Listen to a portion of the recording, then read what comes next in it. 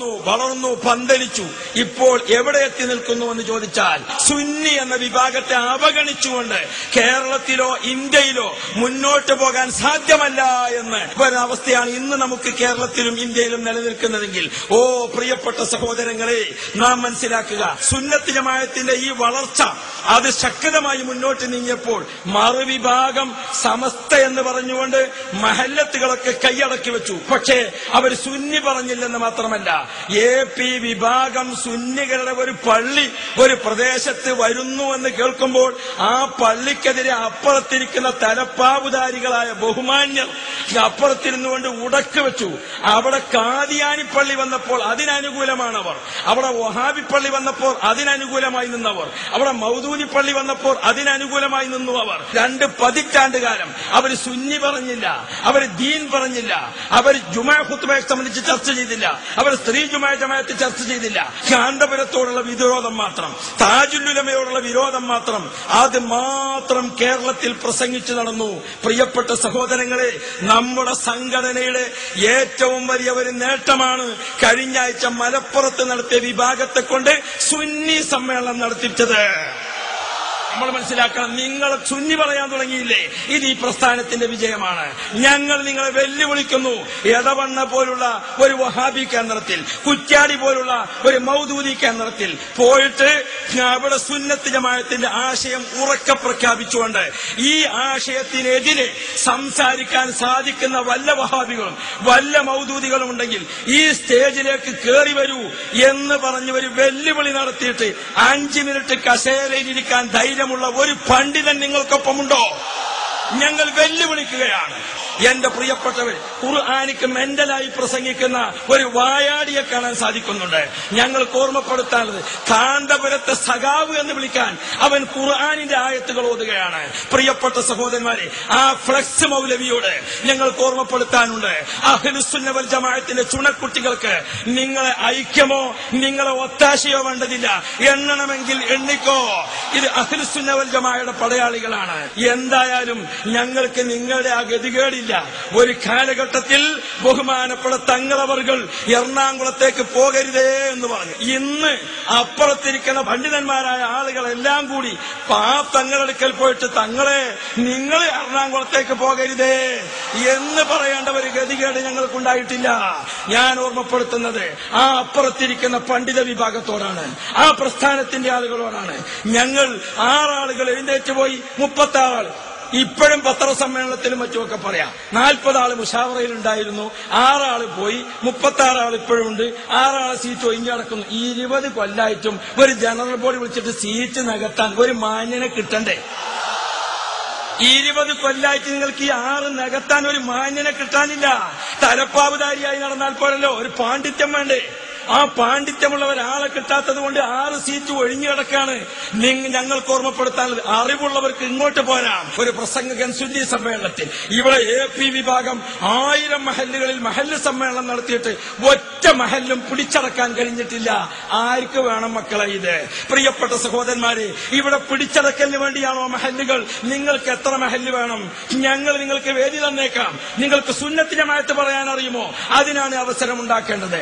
പ്രിയപ്പെട്ട സഹോദരൻ, 1000 മഹല്ലുകളിൽ ഞങ്ങൾ മഹല്ല സമ്മേളനം നടത്തിയത് പിടിച്ചടക്കാനും തിരിച്ചു പിടിക്കാനും ഉടച്ചു വാർക്കാനുമല്ല, മറിച്ച് വേദന കടിച്ചിറക്കുന്ന ഇസ്ലാമിന്റെ വിഭാഗം, സുന്നത്ത് ജമാഅത്തിന്റെ വിഭാഗം. നിങ്ങൾ ഓർക്കണം, പെൺവാണി റാക്കറ്റ് സംഘം ഈ മഹല്ലത്തുകളിലൊക്കെ വിലസിക്കൊണ്ടിരിക്കുമ്പോൾ മദ്യപാനം വർദ്ധിച്ച് കഴിഞ്ഞ ന്യൂ ഇയർ ആഘോഷത്തിൽ ബീവറേജ് കോർപ്പറേഷന്റെ ഔദ്യോഗികമായ കണക്കനുസരിച്ച് പ്രിയപ്പെട്ട സഹോദരന്മാരെ 176 കോടി രൂപയുടെ മദ്യം മോന്തി തീർത്ത ചെറുപ്പക്കാരൻ സമസ്തയുടെ മദ്രസയിൽ നിന്ന് 7ാം ക്ലാസും 10ാം ക്ലാസും സർട്ടിഫിക്കറ്റ് വാങ്ങി തങ്ങൾ പാപ്പാന്റെ കയ്യിൽ നിന്ന് മുത്തിക്കൊണ്ടുപോയ മോനാണ് മക്കളെ.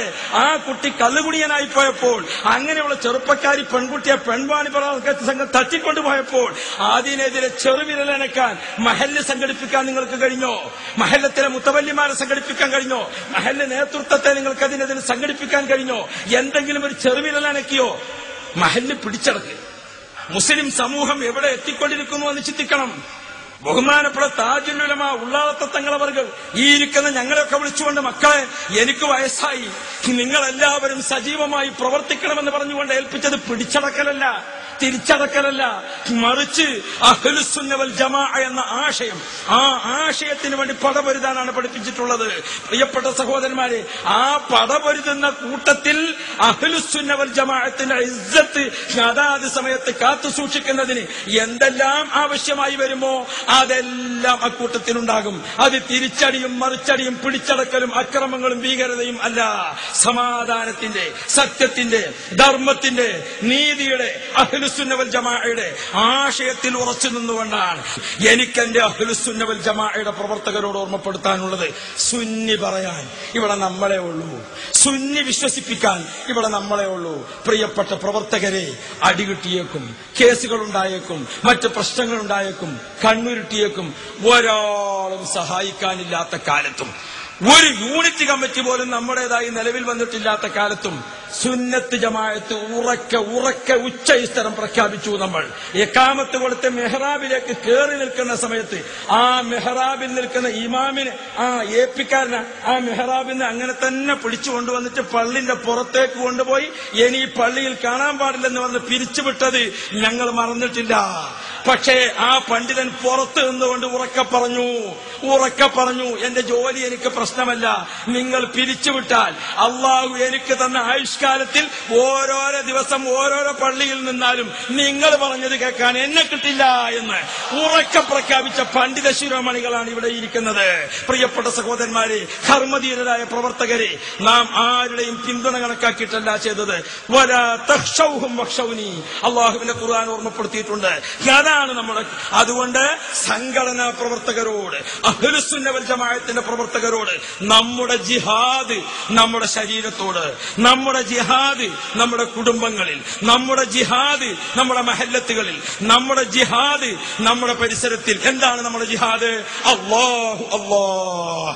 അഹ്ലുസുന്ന വൽ ജമാഅത്തിന്റെ അഖീദയിൽ നിന്ന് തെറ്റിപ്പോകുന്ന ഒരു കുട്ടിയും ഇനി എന്റെ രക്തബന്ധത്തിലോ, എന്റെ വിവാഹബന്ധത്തിലോ, എന്റെ കുടുംബ ബന്ധത്തിലോ, എന്റെ മഹല്ലത്തിലോ, എന്റെ യൂണിറ്റിലോ ഈ പുതുതായി ഒരാൾ വഹാബിയായി പോകുന്ന അവസ്ഥ ഉണ്ടാകരുതേ എന്ന ഒരു തീരുമാനം, അതിനു വേണ്ടിയുള്ള ഒരു ജിഹാദിന്റെ പ്രവർത്തനം, അതാണ് നമുക്ക് ആവശ്യമായിട്ടുള്ളത്.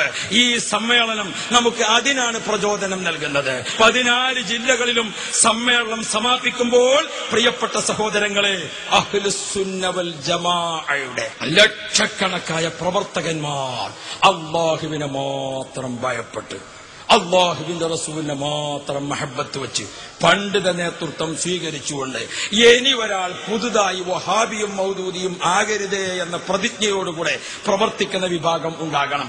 അവർ തീർച്ചയായും കണ്ണീരൊപ്പുന്ന പ്രവർത്തകരായിരിക്കും. അവർ തീർച്ചയായും വിദ്യാഭ്യാസ പ്രവർത്തനങ്ങളുടെ മുന്നിലുണ്ടാകും. അവർ തീർച്ചയായും ജനക്ഷേമകരമായ പ്രവർത്തനങ്ങളുടെ മുന്നിലുണ്ടാകും. വിദ്യാഭ്യാസ വിപ്ലവ പ്രവർത്തന രംഗത്ത് നമ്മുടെ മുന്നേറ്റം എവിടെ എത്തിയിരിക്കുന്നു എന്ന് ചോദിച്ചാൽ, ഞങ്ങളുടെ ദഅവാ കോളേജുകളിലും ഞങ്ങളുടെ ശരീഅത്ത് കോളേജുകളിലും പഠിച്ചിരിക്കുന്ന 22 വയസ്സായ കുട്ടികൾ സുന്നത്ത് ജമാഅത്തിന്റെ ആശയം, അത് ഏത് വേൾഡ് ഭാഷയായ അറബിയിലും ഇംഗ്ലീഷിലും ഉറുദുവിലും സുന്നത്ത് ജമാഅത്തിൽ മുഖാമുഖങ്ങളും വാദപ്രതിവാദവും നടത്താൻ കെൽപ്പുള്ള പണ്ഡിത ശ്രേഷ്ഠരെ വാർത്തെടുക്കാൻ ഈ പ്രസ്ഥാനത്തിന് 10 വർഷക്കാലത്തിനുള്ളിൽ സാധിച്ചിട്ടുണ്ട് എങ്കിൽ, ഇപ്പോൾ വേൾഡ് അടിസ്ഥാനത്തിൽ ഇന്ത്യയെക്കുറിച്ച് ചർച്ച ചെയ്യുമ്പോൾ അതിൽ ചർച്ചയ്ക്ക് വരുന്ന വിഷയമാണ് UNOയിലടക്കം കാശ്മീർ പ്രശ്നം. കഴിഞ്ഞ മാസത്തെ തൊട്ട് മുമ്പത്തെ മാസം ബഹുമാനപ്പെട്ടവർ ഇന്ത്യൻ പ്രധാനമന്ത്രി ശ്രീമാൻ മൻമോഹൻ സിംഗ് സാറിന്റെ അടുക്കൽ ചെന്നിട്ട് പറഞ്ഞു, കാശ്മീർ പ്രശ്നത്തിന് ഒരു ശാശ്വത പരിഹാരമുണ്ടാക്കാൻ ഞാൻ ആലോചിക്കുന്നു, എന്റെ പ്രസ്ഥാനവും സ്ഥാപനവും അതിന് തയ്യാറെടുത്തിരിക്കുന്നു എന്ന് പറഞ്ഞുകൊണ്ട് പ്രധാനമന്ത്രിയോട് സംസാരിക്കുന്ന രംഗം നിങ്ങൾ കണ്ടില്ലേ? എന്താണ് ഉസ്താദ് അവർ പറഞ്ഞത്? കാശ്മീരിൽ നിന്ന് 10 വർഷം കൊണ്ട് സമാധാനത്തിന്റെ ദൂതുകളായി, സമാധാനത്തിന്റെ സന്ദേശം ശിരസ വഹിച്ചിരിക്കുന്ന കാശ്മീരിലെ ചെറുപ്പക്കാർ 10 വർഷം കൊണ്ട് 1000 ചെറുപ്പക്കാരെ കാശ്മീരിൽ വിന്യസിക്കാൻ തീരുമാനിച്ചു. കാശ്മീരിന്റെ വെടിയൊച്ചകൾക്ക് പരിഹാരമുണ്ടാക്കാൻ, കാശ്മീരിലെ രക്തച്ചൊരിച്ചിലുകൾക്ക് പരിഹാരമുണ്ടാക്കാൻ, കാശ്മീരല്ലാത്തവർ ഇന്ത്യ കണ്ട് അനുഭവിച്ച സമാധാനത്തിന്റെ സന്ദേശം വഹിച്ചുകൊണ്ടുള്ള 1000 കാശ്മീരി യുവാക്കൾ ഇൻഷാ അല്ലാഹ് കാശ്മീർ പ്രശ്നത്തിൽ ഈ പ്രസ്ഥാനം ആധികാരികമായി ഇടപെട്ടപ്പോൾ ഇന്ത്യൻ പ്രധാനമന്ത്രിയും ഇന്ത്യയുടെ പ്രസിഡന്റും ഇന്ത്യയുടെ ചീഫ് ജസ്റ്റിസും അടക്കമുള്ള ആളുകൾ കാന്തപുരത്തെ പുകഴ്ത്തിയെങ്കിൽ, കാന്തപുരത്തെ വാഴ്ത്തിയെങ്കിൽ, കാന്തപുരം നേതൃത്വം നൽകുന്ന സുന്നി യുവജന സംഘത്തെ, SSF-നെ, ആ സുന്നത്ത് ജമാഅത്തിന്റെ സമസ്തയെ, അതിന്റെ വിദ്യാഭ്യാസ ബോർഡിനെ, അതിന്റെ ജംഇയ്യത്തുൽ മുഅല്ലിമീങ്ങളെ, അതിന്റെ പത്രങ്ങളെ, അതിന്റെ പ്രസിദ്ധീകരണങ്ങളെ, അതിന്റെ പ്രവർത്തനങ്ങളെ, അതിന്റെ വിദ്യാഭ്യാസ സ്ഥാപനങ്ങളെ അവരൊക്കെ ആദരവോടെ, പ്രതീക്ഷയോടെ, ആ ബഹുമാനത്തോടെ നോക്കിക്കാണുന്നുവെങ്കിൽ അതിൽ അസൂയപ്പെടുന്നവരെ മൂത്തൂബി വൈലിക്കും എന്ന് മാത്രം പറഞ്ഞുകൊണ്ട് ഞാൻ എന്റെ വാക്കുകൾ ചുരുക്കുന്നു. അല്പം കൂടിപ്പോയത് ക്ഷമിക്കണമെന്ന് അപേക്ഷിച്ചുകൊണ്ട്